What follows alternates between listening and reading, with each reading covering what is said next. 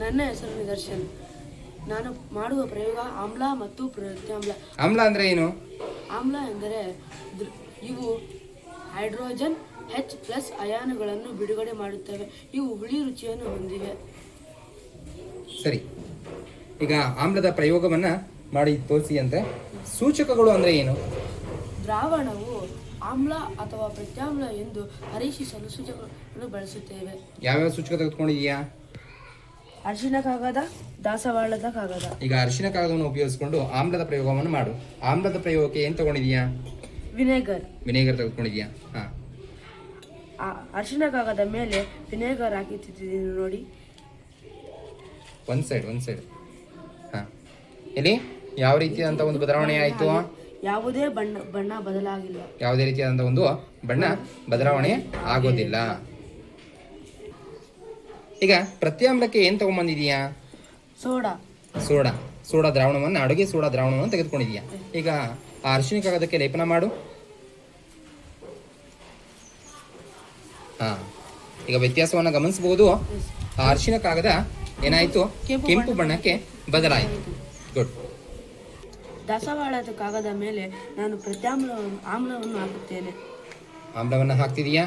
ಈಗ ಯಾವ ರೀತಿಯಾದಂತ ಒಂದು ಬದಲಾವಣೆ ಆಯ್ತು? ಅದು ತಿಳಿ ಗುಲಾಬಿ ಬಣ್ಣಕ್ಕೆ ಬದಲಾಯಿತು. ಗುಡ್. ನಂತರ ಪ್ರತ್ಯಾಮ್ಲ ಹಾಕುತ್ತೇನೆ. ಅಡಿಗೆ ಸೋಡಾ ನಾನು ಬಳಸುತ್ತಿದ್ದೇನೆ. ಅದು ಹಸಿರು ಬಣ್ಣಕ್ಕೆ ಬದಲಾಯಿತು.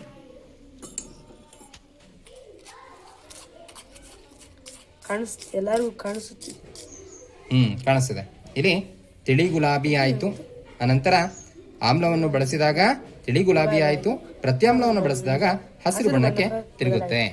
ಅದೇ ರೀತಿಯಾಗಿ ಅರಿಶಿನ ಕಾಗದವನ್ನ ಗಮನಿಸಬಹುದು. ಇಲ್ಲಿ ಅರಿಶಿನ ಕಾಗದಕ್ಕೆ ಆಮ್ಲದ ಲೇಪನ ಮಾಡಿದಾಗ ಯಾವುದೇ ರೀತಿಯಾದಂತಹ ಒಂದು ಬದಲಾವಣೆ ಆಗೋದಿಲ್ಲ. ಯಾವಾಗ ಪ್ರತ್ಯಾಮ್ಲವನ್ನ ಬಳಸ್ತಾರೆ ಆಗ ಇದು ಕೆಂಪು ಬಣ್ಣಕ್ಕೆ ಬದಲಾಗುತ್ತೆ. ಗುಡ್. ನನ್ನ ಹೆಸರು ವರುಣ್. ನಾನು 6ನೇ ತರಗತಿಯಲ್ಲಿ ಓದುತ್ತಿದ್ದೇನೆ. ನಾನು ಮಾಡುವ ಪ್ರಯೋಗ ಬೆಳಕಿಗೆ ಸಂಬಂಧಪಟ್ಟಂತೆ ಪಾರದರ್ಶಕ, ಅಪಾರದರ್ಶಕ ಮತ್ತು ಅರೆಪಾರದರ್ಶಕ ವಸ್ತುಗಳಿಗೆ ಸಂಬಂಧಪಟ್ಟಂತೆ ಕೆಲವೊಂದು ಪ್ರಯೋಗಗಳನ್ನು ಮಾಡಲಿಕ್ಕೆ ವರುಣ್ ಬಂದಿದ್ದಾನೆ. ಪಾರದರ್ಶಕ ವಸ್ತು ಅಂದ್ರೆ ಏನು? ಯಾವ ವಸ್ತುಗಳು ಬೆಳಕನ್ನು ತಮ್ಮ ಮೂಲ ಹರಿಯಲು ಬಿಡುತ್ತವೋ ಆ ವಸ್ತುಗಳಿಗೆ ಪಾರದರ್ಶಕ ಎನ್ನುವರು. ಯಾವ ವಸ್ತುಗಳು ತಮ್ಮ ಮೂಲಕ ಬೆಳಕನ್ನು ಹರಿಯಲು ಬಿಡುತ್ತದೆಯೋ ಅಂತಹ ವಸ್ತುಗಳಿಗೆ ಪಾರದರ್ಶಕ ವಸ್ತು ಅಂತ ಹೇಳ್ತೀವಿ. ಈಗ ಲೇಸರ್ ಲೈಟ್ ತಗೊಂಡು ಇಲ್ಲಿ ಬೆಳಕನ್ನ ತೋರಿಸ್ಬೇಕು. ಇಲ್ಲಿ ಬಾ, ಗೋಡೆ ಮೇಲೆ ಆ ಒಂದು ಬೆಳಕು ಬಿಡಬೇಕು. ಆ ಥರ ಮಾಡು. ಇಲ್ಲಿ ಬಾ, ಇಲ್ಲಿ ಕೊಡು.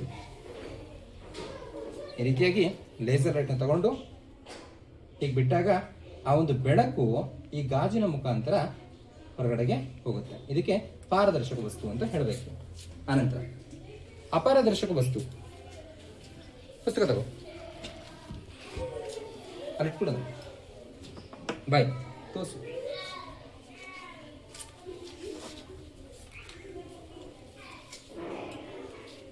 ಸ್ವಿಚನ್ನು. ಈ ಒಂದು ಬೆಳಕು ಆ ಪುಸ್ತಕದ ಮುಖಾಂತರ ಹೊರಗಡೆಗೆ ಹಾದು ಹೋಗೋದಿಲ್ಲ. ಏನು ಅಪಾರದರ್ಶಕ ವಸ್ತು ಅಂದ್ರೆ ಏನು? ಯಾವ ವಸ್ತುಗಳು ತಮ್ಮ ಮೂಲಕ ಬೆಳಕನ್ನು ಹರಿಯಲು ಬಿಡುವುದಿಲ್ಲವೋ ಅಂತಹ ವಸ್ತುಗಳಿಗೆ ಅಪಾರದರ್ಶಕ ವಸ್ತುಗಳು ಅಂತ ಹೇಳಬೇಕು. ಈಗ ಅರೆಪಾರದರ್ಶಕ ವಸ್ತು ತಗೋ.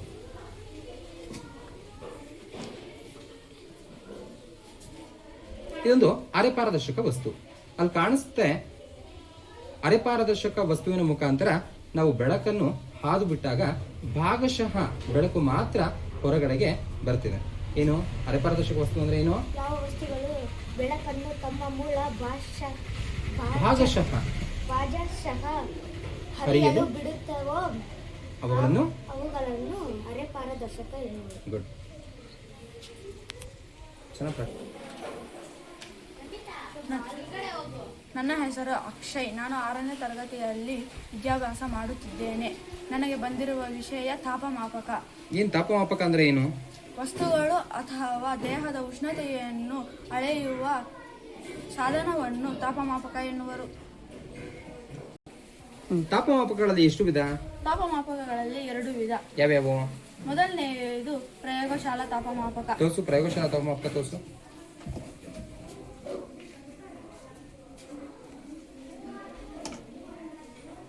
ಇದರ ವ್ಯಾಪ್ತಿ ಎಷ್ಟಿದೆ? ಇದರ ವ್ಯಾಪ್ತಿ -10 ಡಿಗ್ರಿ ಸೆಂಟಿಗ್ರೇಡ್ ಇಂದ ಹಿಡಿದು ಹೌದು, -10 ಡಿಗ್ರಿ ಸೆಂಟಿಗ್ರೇಡ್ ಇಂದ ಹಿಡಿದು 110 ಡಿಗ್ರಿ ಸೆಂಟಿಗ್ರೇಡ್ ತನಕ ಇರುತ್ತದೆ. 110 ಡಿಗ್ರಿ ಸೆಂಟಿಗ್ರೇಡ್ ತನಕ ಇರುತ್ತೆ. ಇದರಲ್ಲಿ ವಕ್ರತೆ ಇದೆಯಾ? ಇಲ್ಲ, ಇದರಲ್ಲಿ ವಕ್ರತೆ ಇರೋದಿಲ್ಲ. ಆಯ್ತು. ನಂತರ ಈಗ ವೈದ್ಯಕೀಯ ಔಷಧ ಮಾಪಕವನ್ನು ತೆಗೆದುಕೋ.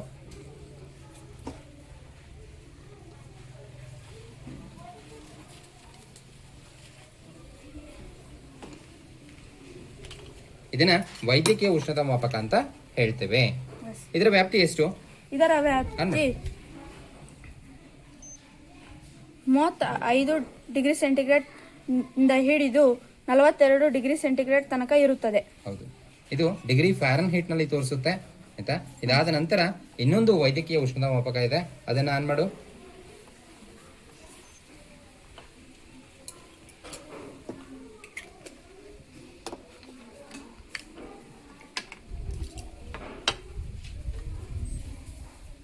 ಇದು ಅದರ ಉಷ್ಣತೆಯನ್ನ ಡಿಗ್ರಿ ಸೆಂಟಿಗ್ರೇಡ್ ನಲ್ಲಿ ತೋರಿಸುತ್ತೆ. ಗುಡ್.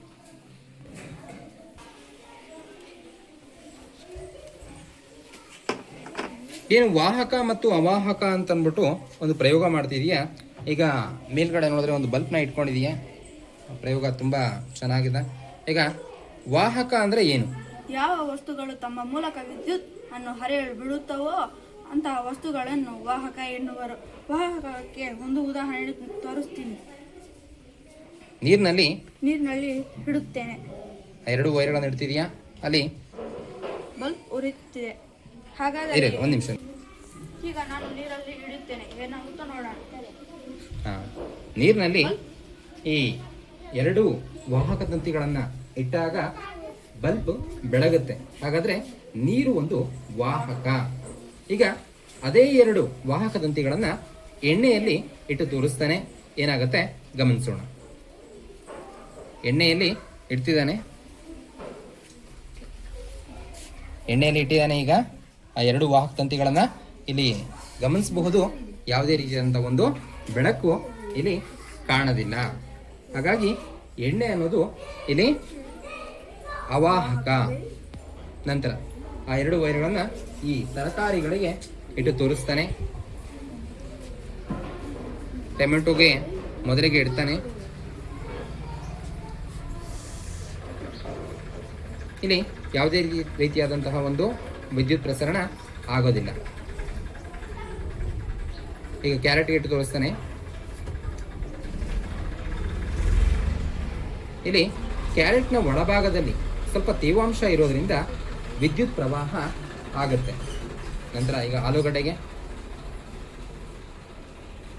ಆಲೂಗಡ್ಡೆಗೂ ಸಹ ಅದರ ಒಳಭಾಗದಲ್ಲಿ ತೇವಾಂಶ ಇರೋದ್ರಿಂದ ಇಲ್ಲಿ ವಿದ್ಯುತ್ ಪ್ರಸರಣ ಆಗುತ್ತೆ. ಇದು ವಾಹಕ ಮತ್ತು ಅವಾಹಕಗಳಿಗೆ ಸಂಬಂಧಪಟ್ಟಂತಹ ಒಂದು ಪ್ರಯೋಗವಾಗಿದೆ. ಈಗ ಬೆಳ್ಳಿಯ ಬಳೆಗೆ ಆ 2 ವಾಹಕ ತಂತಿಗಳನ್ನ ಇಟ್ಟು ತೋರಿಸ್ತಾನೆ. ಏನಾಗುತ್ತೆ ಅಂತ ಗಮನಿಸೋಣ. ಇಲ್ಲಿಯೂ ಸಹ ವಿದ್ಯುತ್ ಪ್ರಸರಣ ಆಗುತ್ತೆ.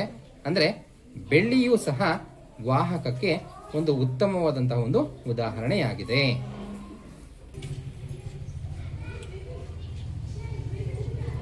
ನನ್ನ ಹೆಸರು ನೇತ್ರ. ನಾನು 6ನೇ ತರಗತಿಯಲ್ಲಿ ಓದುತ್ತಿದ್ದೇನೆ.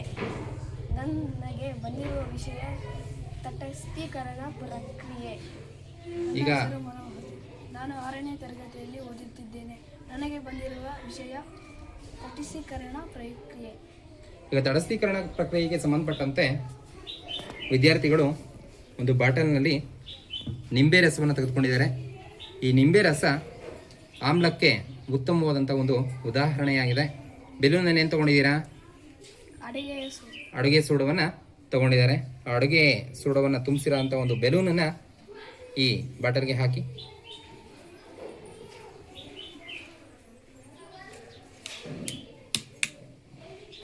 ಈಗ ಆಮ್ಲ ಪ್ರತ್ಯಾಮ್ಲದೊಂದಿಗೆ ಪರಸ್ಪರ ಮಿಶ್ರಣವಾದಾಗ ರಾಸಾಯನಿಕ ಪ್ರಕ್ರಿಯೆ ನಡೆದು ಇಲ್ಲಿ ಸೋಡಿಯಂ ಅಸಿಟೇಟ್, ನೀರು ಮತ್ತು ಕಾರ್ಬನ್ ಡೈಆಕ್ಸೈಡ್ ಬಿಡುಗಡೆಯಾಗುತ್ತೆ. ಅದನ್ನು ತಾವೀಗ ಗಮನಿಸಬಹುದು. ಇಲ್ಲಿ ಬೆಲೂನನ್ನು ಮೇಲಕ್ಕೆತ್ತು.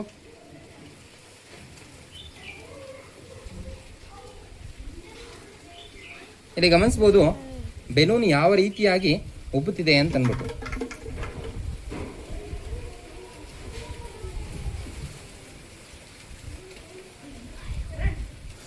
ಪ್ರಯೋಗ ತುಂಬ ಚೆನ್ನಾಗಿ ಮೂಡಿ ಬಂತು.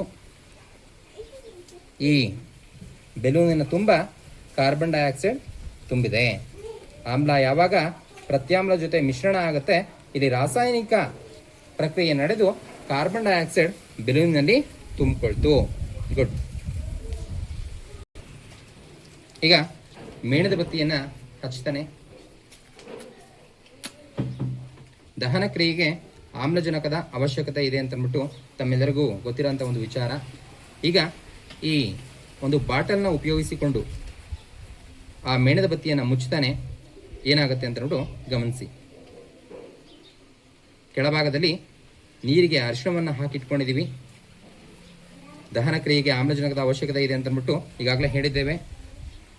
ಯಾವಾಗ ಈ ಬೆಂಕಿ ನಂದಿ ಹೋಗುತ್ತೆ ಆಗ ಈ ಬಾಟಲ್ನ ಒಳಗಡೆ ಯಾವುದೇ ರೀತಿಯಾದಂಥ ಒಂದು ಗಾಳಿ ಇರೋದಿಲ್ಲ. ಇಲ್ಲಿ ಕಾರ್ಬನ್ ಡೈಆಕ್ಸೈಡ್ ತುಂಬಿಕೊಳ್ಳುತ್ತೆ.